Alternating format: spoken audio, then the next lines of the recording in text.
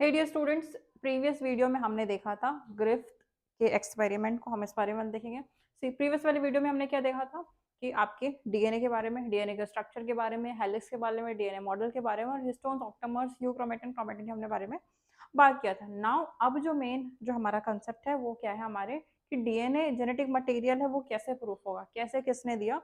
तो in the search of the genetic material हम क्या देखेंगे हमारे ग्रिफ्थ के और जो भी डिफरेंट एक्सपेरिमेंट किए हैं हम वो देखते हैं। चलो सबसे पहले देखो कि जेनेटिक मटेरियल के सर्च के लिए क्या क्या चीजें की गई, क्या क्या चीजें देखी गई, वो हम समझते हैं। या फिर बोलो आनुवंशिक पदार्थ की खोज कैसे की गई। पहले अगर हम देखें तो ग्रिफ्थ का जो ट्रांसफॉर्मेशन था, अब ग्रिफ्थ का जो ट्रांसफॉर्मिंग प्रिंसिपल का जो एक्सपेरिमेंट था ये आता है कि कैसे स्टेबिलिटी मिली थी। इससे बताया गया कि डीएनए स्टेबल है। कैसे स्टेबल है देखो जरा। ग्रिफ्थ, ठीक है, फ्रेड ग्रिफ्थ जो थे, ग्रिफ्थ जिसने दिया था, उन्होंने क्या किया था, माइस और स्ट्रेप्टोकोकस निमोनी को क्या किया था, उन्होंने यूज किया था। अब ये जो मेरा स्ट्रेप्टोकोकस निमोनी है, स्ट्रेप्टोकोकस निमोनी के पास दो स्ट्रेन थे, ठीक है, दो स्ट्रेन्स में वो होते थे। देखो जरा, ग्रिफ्थ ने चूहे और स्ट्रेप्टोकोकस निमोनी का उपयोग किया। स्ट्रेप्टोकोकस निमोनी के दो प्रकार के स्ट्रेन होते हैं, कौन कौन से, एक होगा स्मूथ और एक होगा rough. What will be the smooth strain that is virulent, और जो रफ स्ट्रेन होगा वो कैसा होगा, नॉन वायरुलेंट। की चीज याद रखना कि अगर स्मूथ स्ट्रेन की बात हो रही तो वायरुलेंट था, और नॉन स्मूथ की अगर बात हो रही दैट इज रफ की बात हो रही तो नॉन वायरुलेंट था।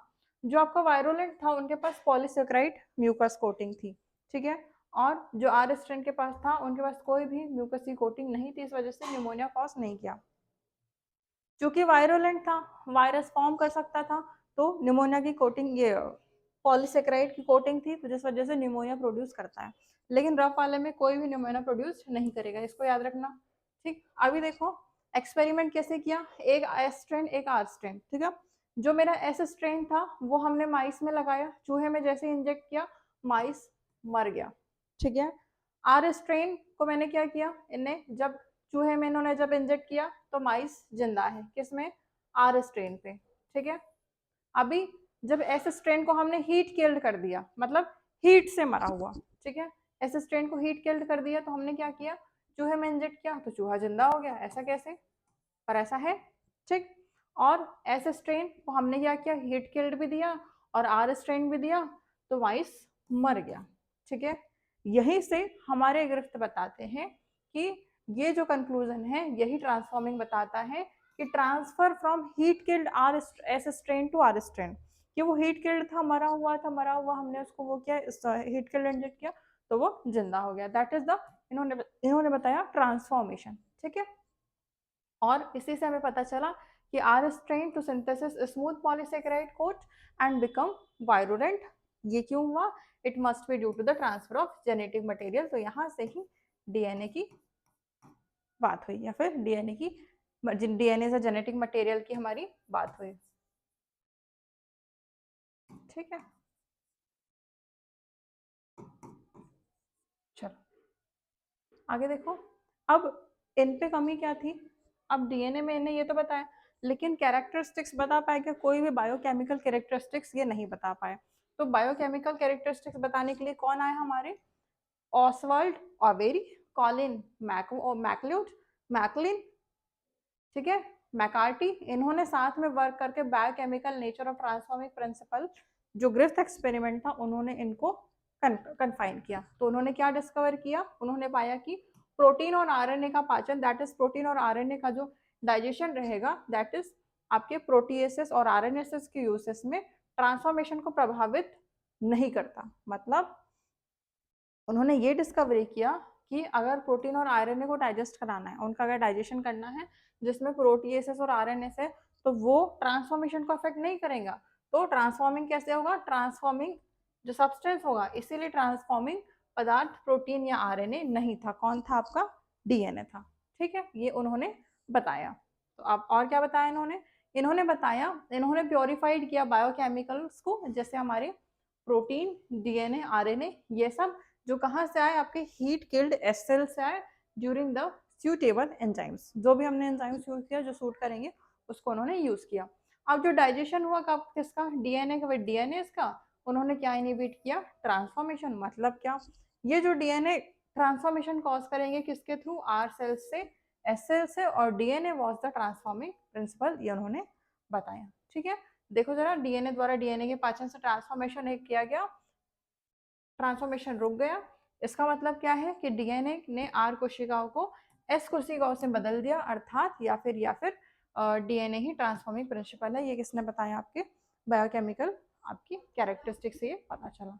ठीक है, चलो, ये था मेरा बायोकेमिकल। बायोकेमिकल से ज्यादा इंपॉर्टेंट कौन था आपका, ये याद रखना है कि बायोकेमिकल किस किसने दिया था, ऑसवाल्ड मैकार्थी, इन्होंने सब साथ में दिया था, और ग्रिफ्थ मॉडल याद रखना।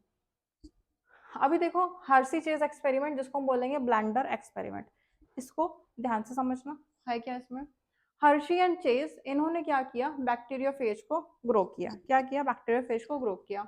वायरसेस में किसमें, एक ऐसे मीडियम पे जिसमें रेडियो एक्टिव फॉस्फोरस है, दैट इज P32, और कुछ अदर मीडियम पे, मतलब दो अलग अलग मीडियम में उन्होंने ग्रो किया, जिसमें क्या है, radio active sulphur, that is S35। याद रखना, S35 और P32।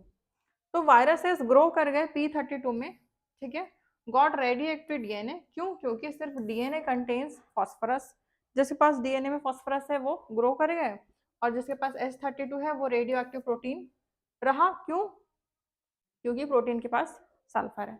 इसी को अच्छे से समझो जरा, ये मेरा बैक्टीरियोफेज है। ठीक है, ये 3 स्टेप पे प्रोसेस होगी, इन्फेक्शन, ब्लेंडिंग और सेंट्रिफिकेशन।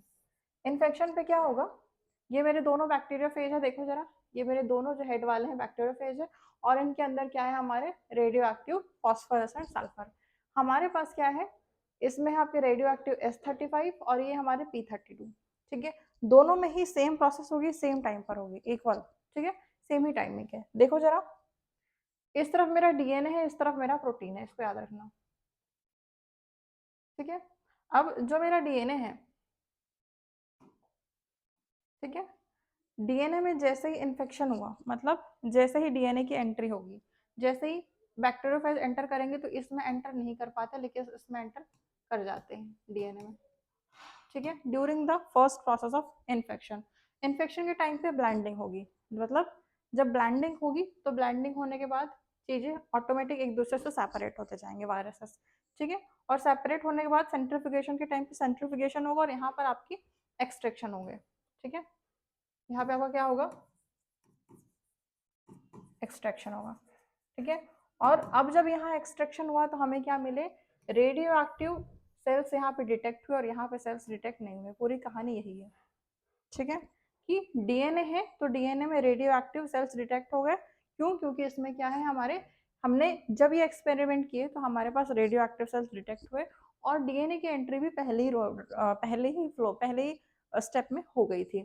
लेकिन यहाँ पे कोई सुपर एक्टिविटी सुपरनेटल नहीं डिटेक्ट हुई, लेकिन सल्फर में डिटेक्ट हो गई। यहीं पे वो बताते हैं, एक्सपेरिमेंट जो हर्शी एंड चेज के हैं, ये प्रिपरेशन ही बताती है कि ये इन्होंने सेपरेट किया इन्फेक्शन इकोलाई को, जिसकी वजह से इन्फेक्शन के बाद इकोलाई सेल्स जेंटली एग्रीगेट हुए, ब्लेंडर में वायरसेस पार्टिकल्स अलग अलग दोनों ही सेपरेट हो गए। अब जब सेपरेट हुआ तो वो कल्चर को हमने सेंट्रिफिकेट किए, और लाइटर वायरसेस पार्टिकल्स को सेपरेट किए हैवियर बैक्टीरियल सेल्स है, जिससे हमें क्या मिला कि जिन बैक्टीरिया को रेडियो थर्मी, या फिर बोलो बैक्टीरिया इन्फेक्टेड विद वायरसेस, जो रेडियो एक्टिव डीएनए थे, वो कैसे हो गए, अब रेडियो एक्टिव।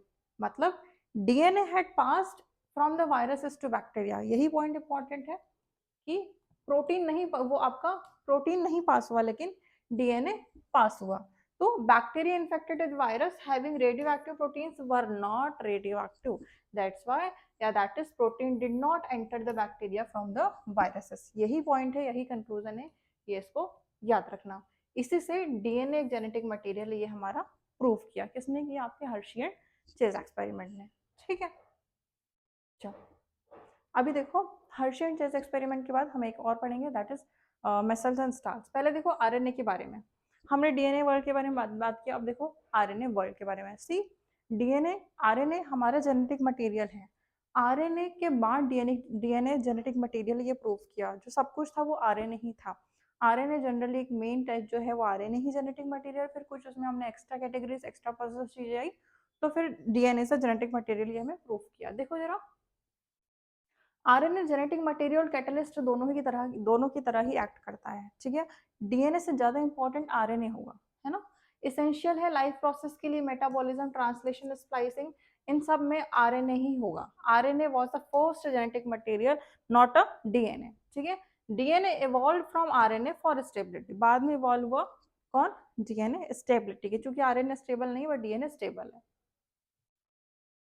देखो अगर जेनेटिक मटेरियल्स की प्रॉपर्टी की बात करें, चूंकि डीएनए और आरएनए दोनों ही जेनेटिक मटेरियल है, तो इनकी स्टेबिलिटी की बात करें तो देखो प्रॉपर्टीज क्या है कि ये दोनों ही अपने आप को रेप्लिकेट कर सकते हैं। It's ability to generate their replication, मतलब अपनी प्रकृति बनाने की क्षमता, रेप्लिकेशन इनमें है। विकास इवोल्यूशन के लिए आवश्यक म्यूटेशन प्रदान करते हैं, ठीक है। जो म्यूटेशन चाहिए इवोल्यूशन के लिए वो म्यूटेशन प्रोवाइड करते हैं। अगर नहीं म्यूटेट कर पाए, कोई प्रॉब्लम आ गई डीएनए में या आरएनए में, तो क्रोमोसोमल अबनॉर्मलिटी चली जाती है, ठीक है। केमिकल एंड स्ट्रक्चरल एबिलिटी है, और ability to express as an Mendelian character, Mendelian character की तरह भी खुद को एक्सप्रेस कर सकते हैं ये, ठीक है।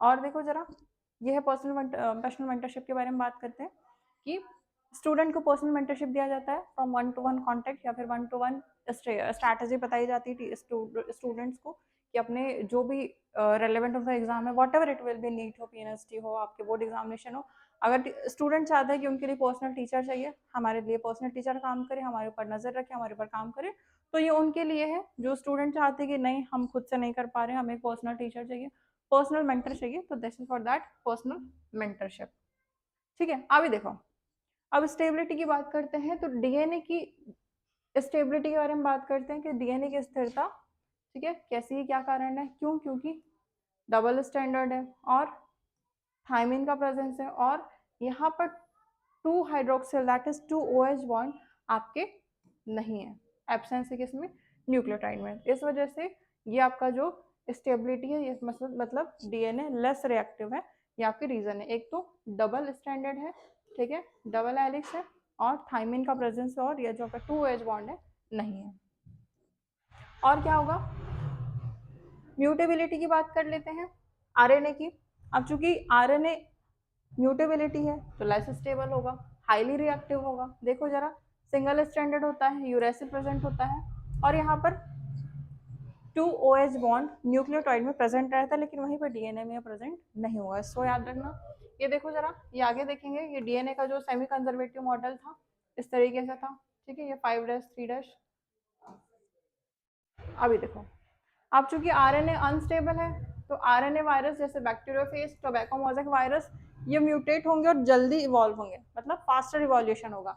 वहीं पे डीएनए स्ट्रैंड्स कॉम्प्लीमेंट्री है, ठीक है, स्टैंडिंग में हीट करने पर ये सेपरेट कर जाते हैं, और एप्रोप्रिएट कंडीशन में ये फिर साथ में भी आ जाते हैं, ठीक है। जैसे मैंने डीएनए के मॉडल को मैंने हीट किया, स्ट्रैंड्स को हीट किया, वो सेपरेट हो जाएंगे, फिर जैसे हमने कुछ उनकी फेवरेबल कंडीशन दिया तो वो साथ में भी हो जाते हैं। लेकिन डीएनए अनस्टेबल है, डीएनए के वायरसेस, टोबैको वायरसेस, ये तुरंत म्यूटेट हो जाते हैं और तुरंत जल्दी ही इवोल्यूशन जल्दी इवॉल्व हो जाते हैं, ठीक है। ग्रिफ्थ के एक्सपेरिमेंट में हमने देखा, क्या देखा था कि जो डीएनए की जो प्रॉपर्टीज है, हीट किल्ड बैक्टीरिया, वो डिस्ट्रॉय नहीं हुए, इन्हें नहीं, इसी की वजह से डीएनए की स्टेबिलिटी का हमें पता चला था, ठीक है। और अगर हमें जेनेटिक मटेरियल का स्टोरेज करना है तो डीएनए इज बेटर। क्यों, आरएनए हम नहीं यूज करेंगे, क्यों डीएनए, क्यों, क्योंकि डीएनए आपका स्टेबल है, क्यों, क्योंकि डीएनए के पास स्टेबिलिटी, क्योंकि वो डबल स्टैंडर्ड है, और ट्रांसमिशन अगर हमें करना है जेनेटिक मटेरियल के लिए तो आरएनए बेटर होगा। यहाँ से असर्शन रीजन से क्वेश्चन बनता है, ठीक है, याद रखना है इसको। आरएनए डायरेक्टली कोड करेगा प्रोटीन सिंथेसिस के लिए, ठीक है, इसी वजह से ये कैरेक्टर्स को अच्छे से एक्सप्रेस कर पाता है। लेकिन डीएनए आपके आरएनए पर डिपेंड करता है, डिपेंडेंट रहता है, सेंट्रल डोग्मा जो हम देखेंगे, लेकिन जो आपका डीएनए रहेगा वो आरएनए पर डिपेंडेंट रहता है ना, आपकी प्रोटीन के सिंथेसिस को करने के लिए, ठीक। देखो सेंट्रल डोग्मा को समझना, किसने दिया था इसको, फ्रांसिस क्रिक ने दिया था। ये बताता है कि जो आपका जेनेटिक मटेरियल है दैट इज डीएनए से जब आरएनए, आरएनए से जब प्रोटीन जब फॉर्म होता है तो क्या होता है, ट्रांसक्रिप्शन, ट्रांसलेशन, रिवर्स ट्रांसलेशन यहाँ पे होता है। देखो जरा, कुछ वायरसेस में जो इन्फॉर्मेशन का फ्लो रहता है रिवर्स डायरेक्शन पे रहता है, फ्रॉम आरएनए टू डीएनए, मतलब ये दोनों ही रिवर्स डायरेक्शन पे रहेंगे, और फिर एमआरएनए से प्रोटीन का सिंथेसिस होगा, तो वहां पे क्या यूज होगा आपका, ट्रांसलेशन। देखो जरा, it is known as reverse transcription. अब ये देखो, ये मेरा सेंट्रल डोग्मा है, DNA to RNA, RNA to protein. इसको याद रखना, ये मेरा डीएनए है, ये अपने आप में रेप्लिकेट करने की इसको प्रॉपर्टी रहेगी, मतलब रेप्लिकेट टू इटसेल्फ, इटसेल्फ ये खुद की अपनी है कॉपी बनाएगा, ठीक है, itself to copy their self, ठीक है, कौन, डीएनए। लेकिन व्हेनेवर जब डीएनए जब आरएनए में फॉर्म होगा, या फिर डीएनए जब आरएनए में जब कन्वर्ट होगा, तो ट्रांसक्रिप्शन होगा, और यहाँ पर रिवर्स ट्रांसक्रिप्शन भी इन्वॉल्व होगा, ठीक है। और यहीं पे जब एमआरएनए से आरएनए, मतलब एमआरएनए से जब ट्रांसलेशन फॉर्म होगा, मतलब प्रोटीन सिंथेसिस का जब फॉर्म होगा, the process of protein synthesis from the mRNA sequence is known as translation, ठीक है। ये आपका सेंट्रल डोग्मा है। देखो जरा, ये एक मॉलिक्यूलर बायोलॉजी में ये मेरा रेप्लिकेशन डीएनए है, ठीक है, ये जो मेरा डीएनए है पूरा रेप्लिकेट करेगा, ठीक है, खुद से ही। और जब ये रेप्लिकेट करेगा तो देखो यहाँ पे प्रोसेस ऑफ डीएनए मेकिंग और कॉपी इटसेल्फ, खुद से अपनी कॉपी बनाएगा, ठीक है। फिर यहाँ पे ट्रांसक्रिप्शन होगा डीएनए टू एमआरएनए में, एक आरएनए पॉलीमरेज में, यहाँ पे आपकी होगी आरएनए सिंथेसिस, इसी को हम बोलेंगे रिवर्स ट्रांसक्रिप्शन। अभी क्या होगा, इसके बाद एमआरएनए से ट्रांसलेशन होगा और प्रोटीन फॉर्म होगा। ये ट्रांसलेशन है राइबोसोम के through, that is process of protein synthesis from mRNA sequence, और एट लास्ट आपका क्या होगा, प्रोटीन की सिंथेसिस होगी, यही ट्रांसलेशन बताता है, ठीक है। ये आपकी सेंट्रल डोग्मा इसको बोला गया है।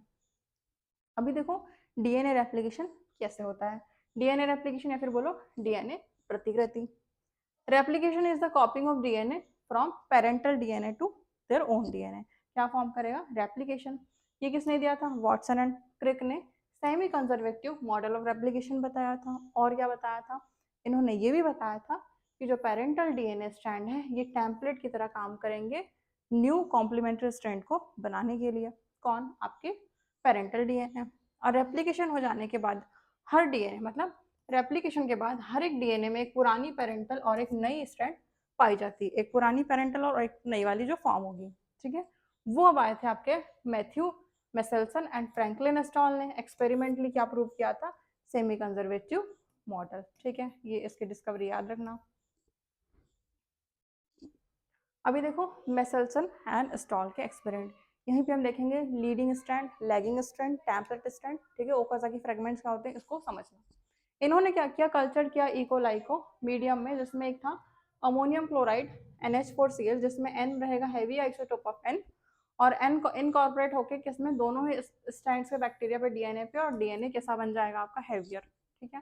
देखो जरा, उन्होंने इकोलाई को अमोनियम क्लोराइड भारी, ठीक है, आपकी आइसोटोप में रखा, आइसोटोप वाले माध्यम में उगाया, और यही आपका N बैक्टीरियल डीएनए की दोनों स्ट्रैंड में शामिल हो गया, और डीएनए फिर हैवी हो गया या भारी हो गया। फिर उन्होंने एक और प्रिपरेशन किया, कौन सी प्रिपरेशन, अनदर प्रिपरेशन, जिसमें N salt labelled with N14, और N14 ही फिर इनकॉर्पोरेट हुआ आपका किसमें, स्ट्रैंड्स में, डीएनए में, और क्या बन गया ये, लाइटर। तो एक बन गया हैवी और एक क्या बन गया, लाइटर। अब उसके बाद ये दो टाइप्स के डीएनए को उन्होंने सेपरेट किया सेंट्रीफ्यूगेशन से, that is caesium chloride, caesium chloride, ठीक है। इसकी डेंसिटी ग्रेडियंट से इन्होंने क्या किया, फिर इन्होंने सेपरेट किया सेंट्रीफ्यूगेशन से। देखो जरा, ये अभी मैंने एक हैवी ग्रेविटेशनल फोर्स दिया, ठीक है, बहुत हैवी एक ग्रेविटेशनल फोर्स है,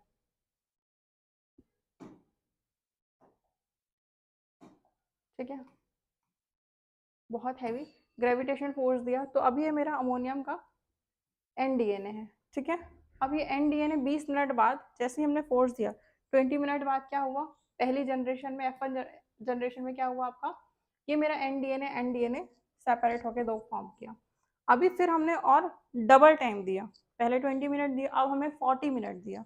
अब 40 मिनट बाद क्या हुआ, 40 मिनट बाद ये जनरेशन 2 देखो किस तरीके से हो गई, ठीक है। ये एक मिल गई N14 डीएनए, और 15 और 14 दोनों का हमें क्या कॉम्बिनेशन मिल गया, NDNA का। तो यही आपको बताया जा रहा है कि जितना ज़्यादा आपने हेवीली प्रेशर होंगे उतने ही ज़्यादा आपको स्टेबिलिटी यहाँ पे डीएनए की मिल रही है। तो देखो हमें लाइट और हाइब्रिड दोनों ही हमें कॉम्बिनेशन में फिर सेपरेट हो गया, ठीक है। वो यही बताना चाह रहे हैं कि कौन, आपके मेसेल्सन एंड एस्टॉल, कि इन्होंने इकोलाई को लिया, इकोलाई की सेल्स को लिया N15 मीडियम में, और ट्रांसफर कर दिया N14 मीडियम में। फिर एक जनरेशन पे 20 मिनट बाद हमें क्या मिला, आइसोलेट हो गए डीएनए में, और उसकी डेंसिटी इंटरमीडिएट हाइब्रिड बनी N15 एंड N14 डीएनए। लेकिन 40 मिनट बाद क्या हुआ, या फिर इसी से हमें क्या पता चला कि जो न्यूली फॉर्म डीएनए है एक स्ट्रैंड पे जो पुराने हैं N15 टाइप और दूसरा नया हम क्या मिला N14 टाइप। यही बताता है आपका सेमी कंजर्वेटिव रेप्लिकेशन कि हमें दोनों का कॉम्बिनेशन मिल गया। ठीक है, दो तो अलग अलग सेपरेट हो गया प्लेन प्लेन जो N14 वाले, लेकिन N14 और N15 फिर एक हमको क्या मिल गया सेमी कंजर्वेटिव, दोनों का हमें कॉम्बिनेशन मिल गया। ठीक, देखो सेकेंड जनरेशन में 40 मिनट बाद there was an equal amount of hybrid DNA and light DNA, heavier भी मिल गया और लाइट भी मिल गया। फिर इसको याद रखना, ठीक है। अभी आपके टेलर और जो कलीग्स थे 1958 में ऐसा ही परफॉर्मेंस दिया था उन्होंने वीस या फैबा का, ठीक है, ये आपके बीन्स का इन्होंने दिया था। उन्होंने वहां पर रेडियो एक्टिव थाइमिडीन को यूज किया था, डिटेक्ट किया था न्यूली सिंथेसिस डीएनए के लिए, क्रोमोसोम्स के लिए, जिससे क्या प्रूफ हुआ था कि DNA in the chromosomes also replicate the semi conservative model. ये दूसरा एक्सपेरिमेंट है, ठीक है, इसको याद रखना। चलो अभी देखो ये जो मशीनरी एंड जो एंजाइम्स है एप्लीकेशन के लिए एंजाइम्स की जरूरत पड़ती है, ठीक है। तो एंजाइम्स कैसे होते हैं इसको देखो जरा। ये मेरा डीएनए रेप्लिकेशन स्टार्ट होगा एक पॉइंट से, उसको हम बोलेंगे ओरिजिन। किसी भी एक पॉइंट से कोई भी रेप्लिकेशन स्टार्ट होगा उसको हम क्या बोलेंगे ओरिजिन, दैट इज ORI, सबसे पहला स्टेप रहेगा, ठीक है। A unit of replication with one origin is known as replicon, ठीक है। डीएनए प्रतिकृति एक बिंदु से शुरू होती है, उसको क्या बोलेंगे ओरिजिन, और एक ओरिजिन वाली प्रतिकृति इकाई को हम क्या बोलेंगे रेप्लिकॉन, याद रखना, ठीक है। रेप्लिकॉन डिफाइन से क्वेश्चन आ जाता है रेप्लिकॉन से, ठीक है। रेप्लिकेशन के टाइम पे दो स्ट्रैंड रहेंगे unwind and separate by breaking hydrogen bonds in the presence of an enzyme, जिसको हम क्या बोलेंगे हेलिकेस। क्या बोल रहे हैं, रेप्लिकेशन के दौरान डीएनए की दोनों स्ट्रैंड हाइड्रोजन बॉन्ड टूटने से खुलती है और अलग होती है, और क्या होगा यह प्रक्रिया हेलिकेस एंजाइम की सहायता से होती, किसके थ्रू हेलिकेस एंजाइम के थ्रू। क्वेश्चन आएगा कौन से एंजाइम के थ्रू, हेलिकेस एंजाइम के थ्रू, ठीक है। चलो अभी देखो डीएनए रेप्लिकेशन कैसे होगा, unwinding of DNA molecules from Y shape replication form, मतलब डीएनए अणु के खुलने पर वाई आकार की संरचना बनती है जिसे हम रेप्लिकेशन फॉर्म कहते हैं। यहीं से हम रेप्लिकेशन सीखेंगे आगे, है ना। ये जो सेपरेटेड स्ट्रैंड्स रहेंगे किसकी तरह काम करेंगे, टेम्पलेट स्ट्रैंड की तरह, सिंथेसिस की तरह, और डीएनए स्ट्रैंड्स को ये फॉर्म करेंगे। अभी मैं बताती कि ये जो आपके डीऑक्सीराइबोन्यूक्लियोटाइड ट्राइफॉस्फेट रहेंगे, ठीक है, ये एनर्जी प्रोवाइड करते हैं पॉलीमरेज की तरह, एटीपी की तरह, ठीक है। और जो आपके आरएनए प्राइमर रहेंगे ये आपके क्या फॉर्म करेंगे प्राइमरीज, या फिर आपको प्राइमेस एंजाइम ये फॉर्म करेंगे। हम डीएनए रेप्लिकेशन की बात कर रहे हैं, ठीक है। देखो जरा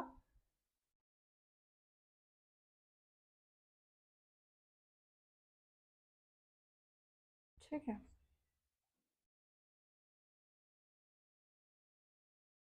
अभी देखो एक होगा आपका लीडिंग स्ट्रैंड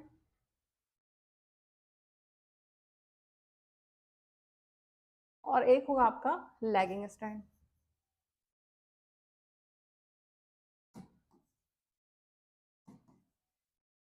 ठीक है।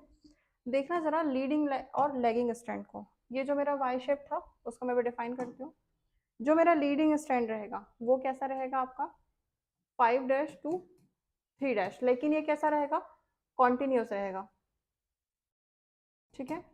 और ये मेरा 3' to 5' रहेगा, ठीक है, लेकिन किस टाइम पे अनोदर टाइम पे, अदरवाइज 5' to 3' ही रहेगा, लेकिन ये स्मॉल फ्रेगमेंट्स में रहेगा, फिर स्मॉल स्ट्रैंड पे रहेगा, स्मॉल स्ट्रेचेस पे रहेगा, दैट्स वाई ये कंटिन्यूस नहीं होगा। अब जब ये कंटिन्यूस नहीं होगा तो इसी को हम क्या बोलेंगे ओकाजाकी फ्रेगमेंट्स, ठीक है, इसको याद रखना, ठीक है। एक होगा कॉन्टिन्यूस और एक होगा डिसकंटिन्यूस, जिसे को हम बोलेंगे ओकाजाकी फ्रेगमेंट्स। 3' 5' से ये स्टैंड होगा। देखो जरा ये वाला जो मेरा स्टैंड होगा 5' 3' ये मेरा होगा कंटिन्यूस सिंथेसिस, दैट इज ठीक है, कंटिन्यूस सिंथेसिस, इसको हम क्या बोलेंगे 5' 3' और 3' to 5' ये आपका टेम्पलेट स्टैंड है, पेरेंटल स्टैंड, और यही आपके डिसकंटिन्यूस सिंथेसिस है, ठीक है। और जो नीचे फॉर्म हुए वो आपके क्या होंगे न्यूली सिंथेसिस स्ट्रैंड्स, ठीक है, एक पैरेंटल होगा और एक जो न्यूजली जो फॉर्म हो रहा है वो होगा। अगर मैं बात करूँ डीएनए पॉलीमरेज की, ठीक है, तो ये जो मेरा डीएनए पॉलीमरेज रहेगा ये ज्वाइन करेगा न्यूक्लियोटाइड को किसमें, 5' टू 3' पे, ठीक है, 5' टू 3' में, और यही leading strand synthesised continuously that is 5' to 3', और लैगिंग स्ट्रैंड्स डिसकंटिन्यूअस रहेगा, उसको हम क्या बोलेंगे, ओकाजाकी फ्रेगमेंट। क्वेश्चन आता है what is Okazaki fragment, fragments joined by DNA ligase, और डीएनए पॉलीमरेज को ही हम क्या बोलेंगे, प्रूफ रीड मिस्टेक। मतलब डीएनए पॉलीमरेज के टाइम पे अगर वो कोई मिस्टेक करता है, ठीक है, कोई चैन सिस्टम चल रही है, ठीक है, अगर यहाँ पर कोई मिस्टेक हो रही है, ठीक है, तो डीएनए पॉलीमरेज 3 यहाँ पर आता है, डीएनए पॉलीमरेज 3 यहाँ पर आएगा, उसको वापस से ट्रैक बैक करेगा और उसको ठीक करता है, कौन, आपकी डीएनए पॉलीमरेज, अगर कोई मिस्टेक करता है तो, ठीक है, खुद से ही वो इंट्रोड्यूस करेगा, ठीक। अभी देखो ये आपका था लीडिंग स्ट्रैंड और लैगिंग स्ट्रैंड, ठीक है, यहाँ तक हमने क्या कवर किया है आपका, आज हमने बहुत कुछ कवर किया। क्या क्या कवर किया, हमने देखा मॉडल्स के बारे में, ग्रिफ्थ के मॉडल हमने देखा, बायोकेमिकल मॉडल देखा, ठीक है, मिसल्स एंड स्टॉल्स के बारे में हमने देखा, और सेमी कंजर्वेटिव हमने मॉडल के बारे में देखा, आरएनए वर्ल्ड के बारे में देखा, जो यहाँ से आएगा क्वेश्चन में, ठीक है, पेपर में आता है। और क्या हम देखेंगे, 149 रुपीज़ में आपकी क्या है, टेस्ट सीरीज हम आपको दे रहे हैं, अगर आपको चाहिए ले सकते हैं आप, ठीक है, अगर अच्छी क्वालिटी के आपको पेपर चाहिए, क्वेश्चन चाहिए, तो मेक श्योर आप टेस्ट सीरीज तैयार कीजिए, ठीक है। अगर पेपर है, अभी अब जून में पेपर है, प्रिपरेशन कीजिए, है ना, आपकी ऑलरेडी फ्री क्लासेस चल रही है, लाइव क्लासेस हर 4 दिन में आ ही रही है ना, तो ये आप कर सकते हैं। और वॉट एवर अगर आपको कोई डाउट है आप टेलीग्राम पे जाइए, ठीक है, ये पीडीएफ मैं आपको टेलीग्राम पे शेयर कर दूंगी, मेक श्योर टेलीग्राम पे आप ज्वाइन किए, वीडियो अच्छी लगी हो तो आप कमेंट कीजिए किस टाइप की वीडियो आपको और मिले। Wishing all the best, good luck.